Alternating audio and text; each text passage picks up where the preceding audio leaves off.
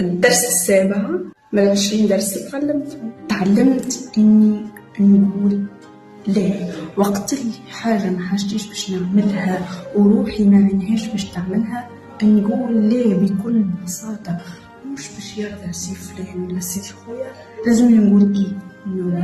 لا هيك تقول لا وقت اللي روحك ما حاجتهاش، محلاها وقت اللي تقول إيه وقت اللي روحك حاجتها. وقت اللي حاجة ما عينيش بها نقول لك لا سامحني ما عينيش، وبكل أدب راهو وبكل حسن.